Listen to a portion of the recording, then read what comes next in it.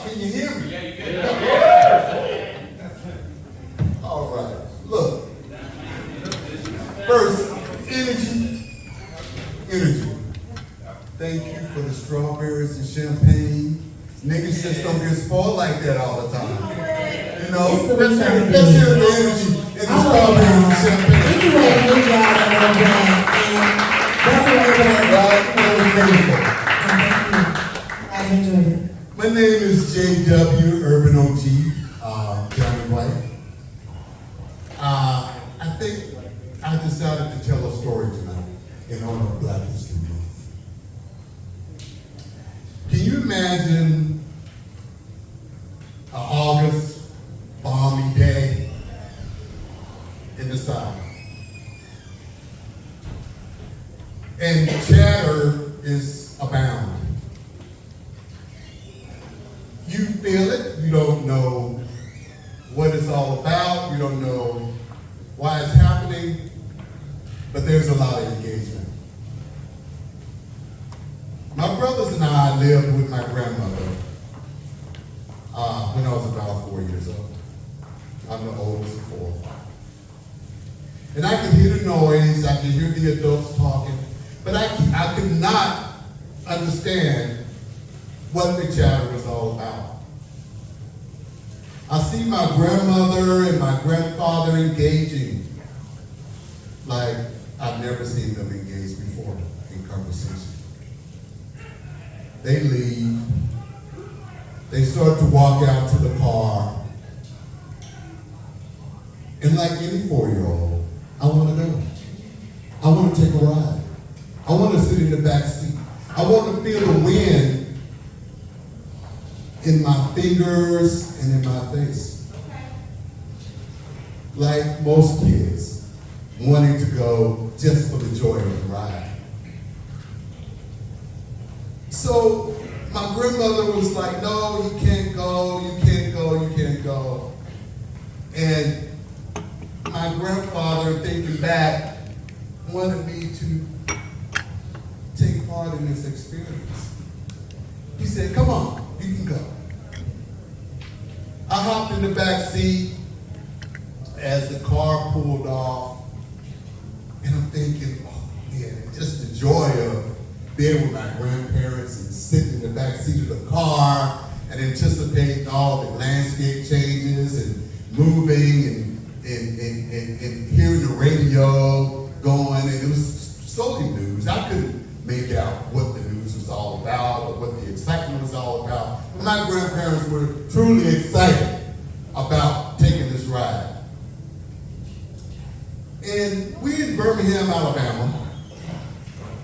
We're rolling through the neighborhood, and they're having a discussion back and forth. And I didn't care about that. I was just taking in all the scenes. I haven't been out the neighborhood probably in a very long time. It was a thrill to me. As we progress along, I see the landscape change. And I look to my left, I look to my right, I look ahead, and I see my grandparents still engaging in heavy conversation. I look to my right and I see amusements. Oh boy, amusements. We called it Kiddie Park. Kiddie Park. I had never had the experience of riding any of the rides at Kiddie Park. I could always see other kids. I could always hear the laughter and the music of the organs and the merry-go-round spinning and all the lights, but it was always so distant for me, Kiddie Park. And as we got closer, my hopes for going to Kiddie Park increased. Mind you, I'm 4 years old. 1963 is the year Kiddie Park was segregated.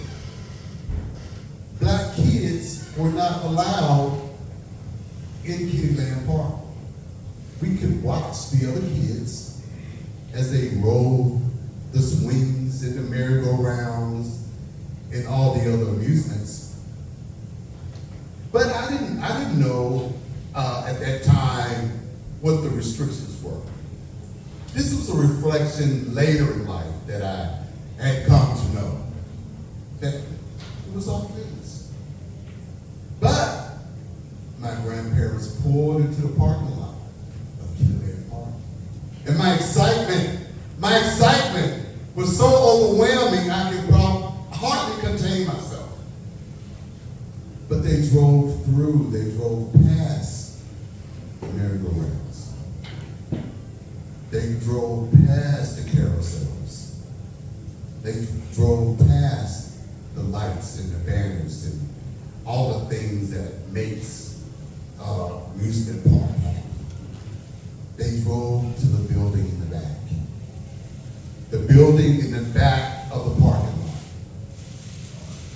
And as we drew closer to the building in the back, I could hear noise. Lots of noise. As if we were at a sporting event. At that time, I couldn't make heads and tails of what the noise was. It wasn't coming from the fair park or the kiddie land because it was not open at that time. But I could certainly hear the rumbling of noise. And as we drew closer, I started to hear crying. Loud yelling and screaming and crying. Let us out. Let us out. Mama, mama, mama, daddy, let us out. I didn't know what to make of this. So we got out the car. My grandmother grabbed my hand. We walked up to the door, and my grandmother asked, "Is Melissa Wilson here?" "Yes, she is." "Is Barbara Wilson here?" "Yes, she is." "But you can't take them. They can't go." And my grandparents being such law-abiding people, they backed away. They had gotten the last word.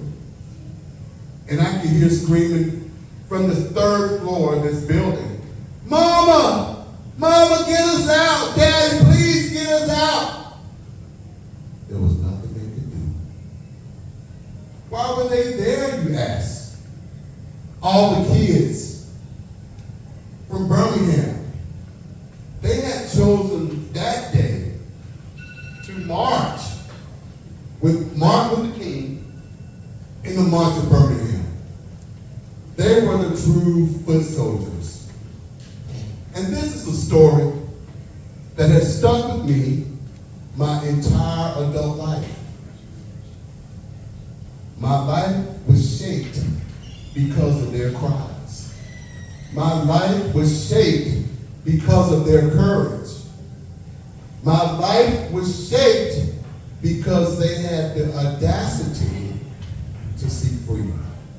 Thank you.